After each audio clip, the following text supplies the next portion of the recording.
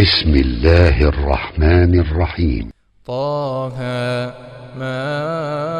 أنزلنا عليك القرآن لتشقى إلا تذكرة لمن يخشى تنزيلا ممن خلق الأرض والسماوات العلى الرحمن على العرش استوى له ما في السماوات وما في الأرض وما بينهما وما تحت الثرى وإن تجهر بالقول فإنه يعلم السر وأخفى الله لا إله إلا هو الله لا إله إلا هو له الأسماء الحسنى وهل أتاك حديث موسى إذ رأى نارا فقال لأهلهم كثوا إني آنست نارا لعلي آتيكم منها بقبس أو أجد على النار هدى فلما أتاها نودي يا موسى إني أنا ربك فاخلع نعليك إنك بالواد المقدس طوى وأنا اخترتك فاستمع لما يوحى إنني أنا الله لا إله إلا أنا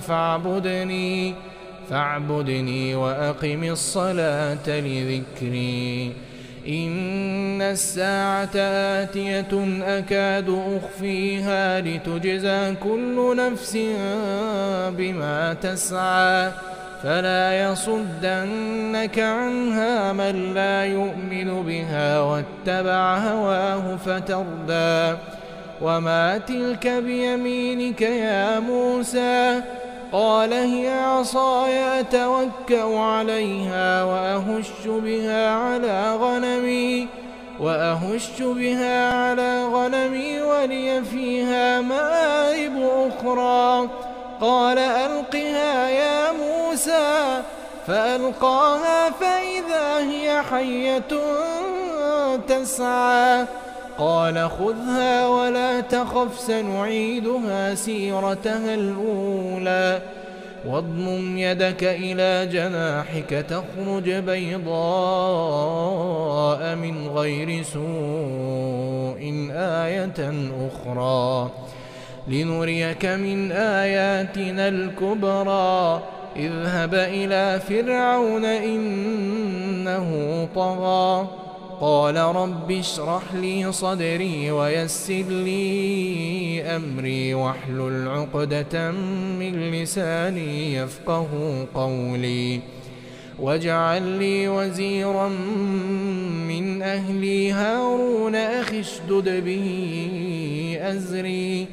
وأشركه في أمري كي نسبحك كثيرا ونذكرك كثيرا إنك كنت بنا بصيرا قال قد أوتيت سؤلك يا موسى ولقد مننا عليك مرة أخرى إذ أوحينا إلى أمك ما يوحى أن اقذفيه في التابوت فاقذفيه في اليم فليلقه اليم بالساحل يأخذه عدو لي وعدو له وألقيت عليك محبة مني ولتصنع على عيني إذ تمشي أختك فتقول هل أدلكم على من يكفله فرجعناك إلى أمك كي تقر عينها ولا تحزن وقتلت نفسا فنجيناك من الغم وفتناك فتونا فلبثت سنين في أهل مدين ثم جئت على قدري يا موسى واصطنعتك لنفسي اذهب أنت وأخوك بآياتي ولا تنيا في ذكري اذهبا إلى فرعون إنه طغى فقولا له قولا لينا لعله يتذكر أو يخشى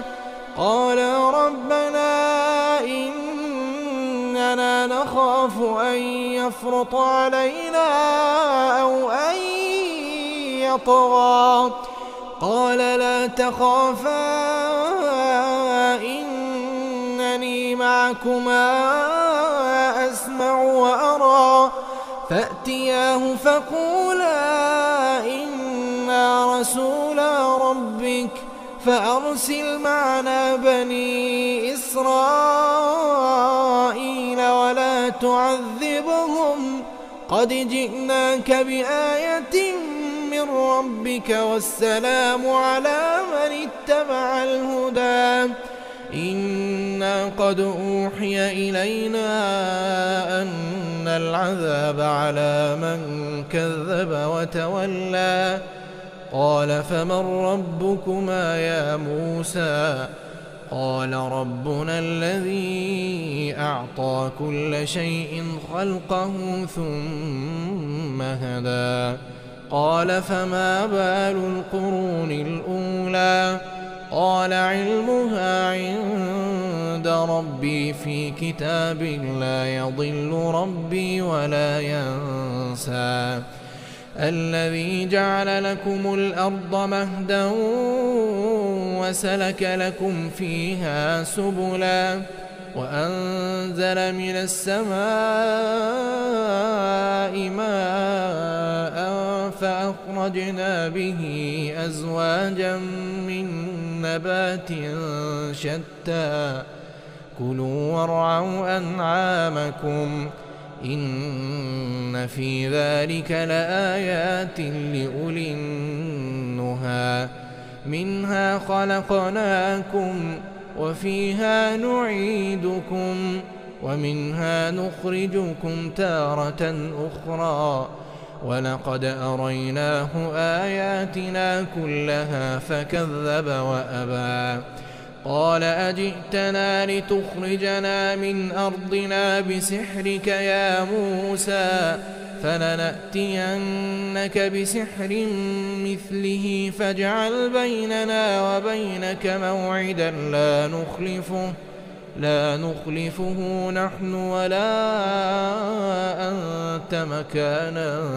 سوى قال موعدكم يوم الزينة وأن يحشر الناس ضحى فتولى فرعون فجمع كيده ثم أتى قال لهم موسى ويلكم لا تفتروا على الله كذبا فيسحتكم بعذاب وقد خاب من افترى فتنازعوا أمرهم بينهم وأسروا النجوى قالوا إن هذان لساحران يريدان أن يخرجاكم من أرضكم بسحرهما ويذهبا بطريقتكم المثلى فأجمعوا كيدكم ثم أتوا صفا وقد أفلح اليوم من استعلى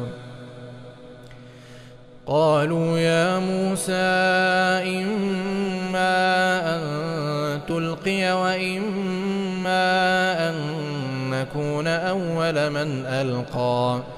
قال بل ألقوا فإذا حبالهم وعصيهم يخيل إليه من سحرهم أنها تسعى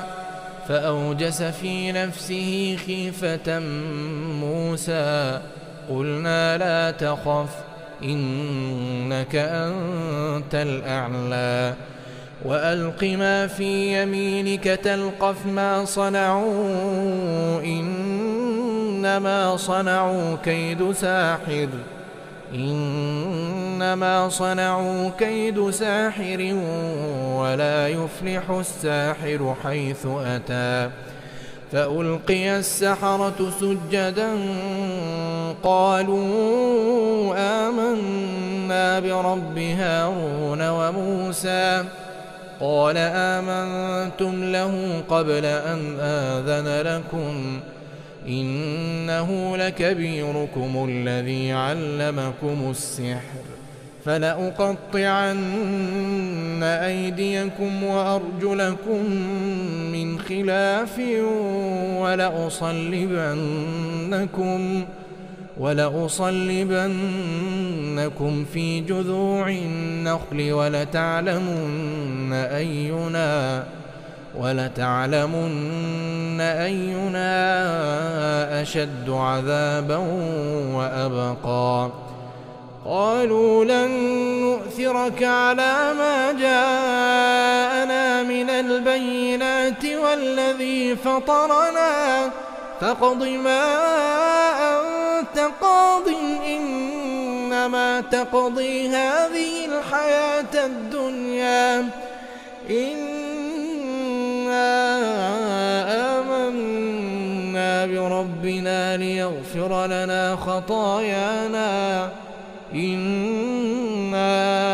آمنا بربنا ليغفر لنا خطايانا وما أكرهتنا عليه من السحر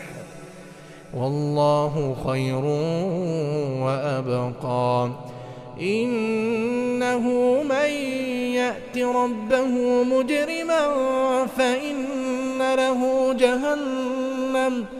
فإن له جهنم لا يموت فيها ولا يحيا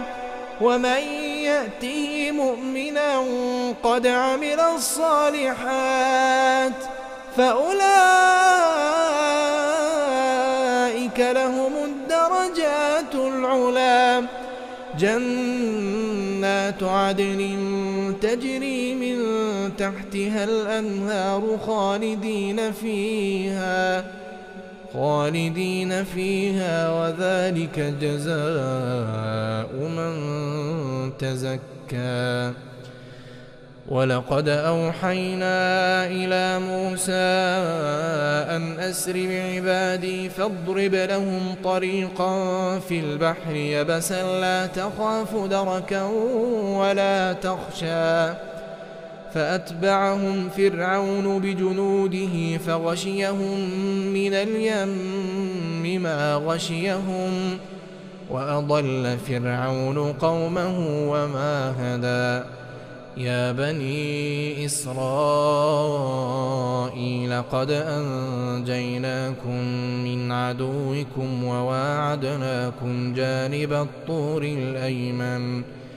وواعدناكم جانب الطور الأيمن ونزلنا عليكم المن والسلوى كلوا من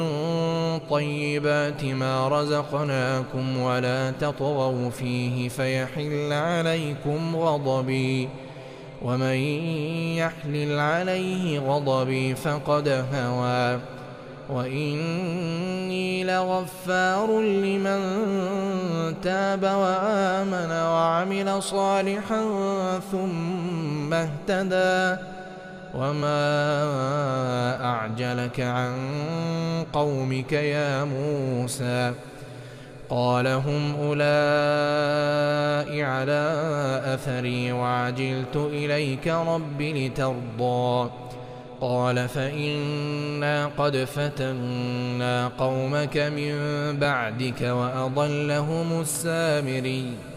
فرجع موسى إلى قومه غضبان أسفا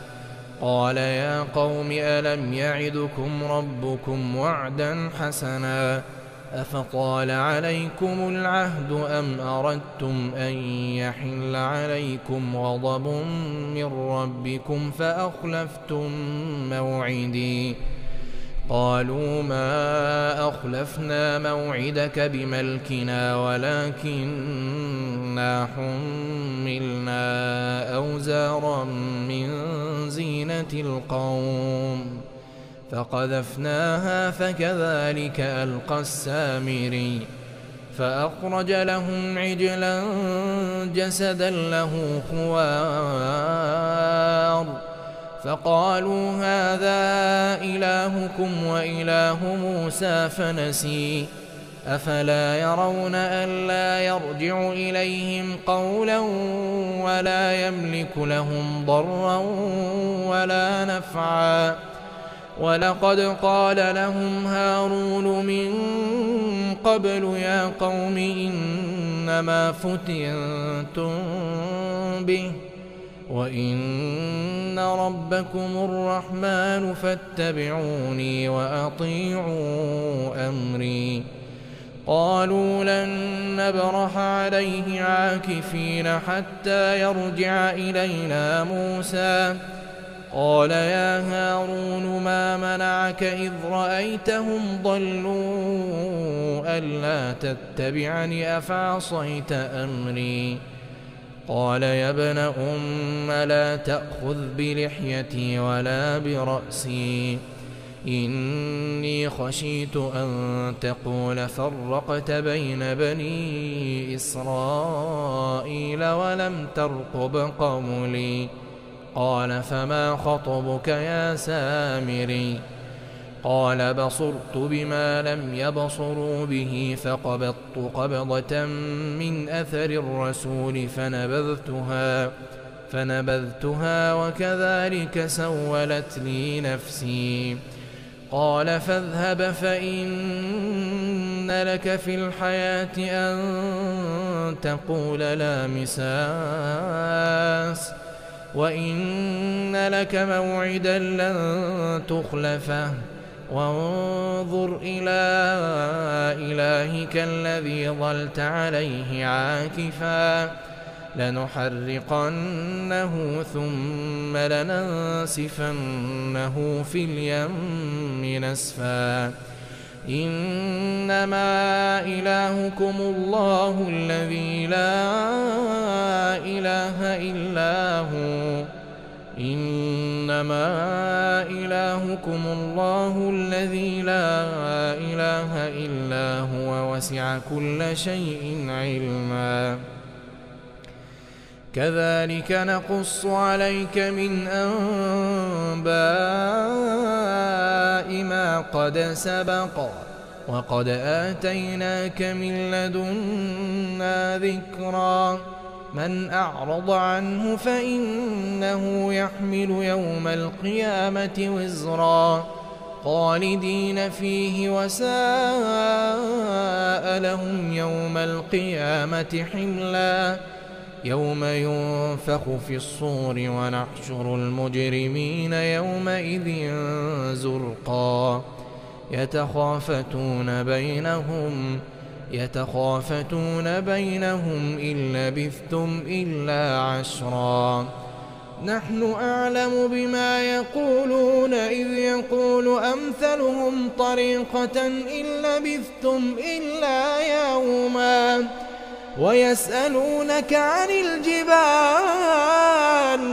ويسألونك عن الجبال فقل ينسفها ربي نسفا فيذرها قاعا صفصفا لا ترى فيها عوجا ولا أمتا يومئذ يتبعون الداعي لا عوج له وخشعت الأصوات للرحمن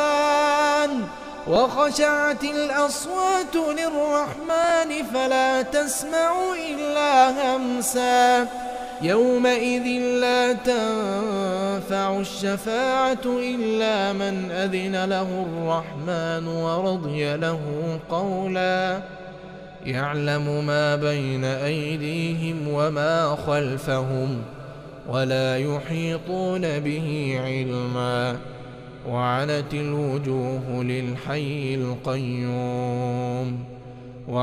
الوجوه للحي القيوم وقد خاب من حمل ظلما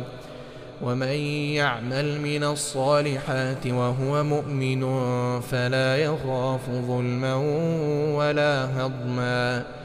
وكذلك أنزلناه قرآنا عربيا وصرفنا فيه من الوعيد لعلهم يتقون أو يحدث لهم ذكرا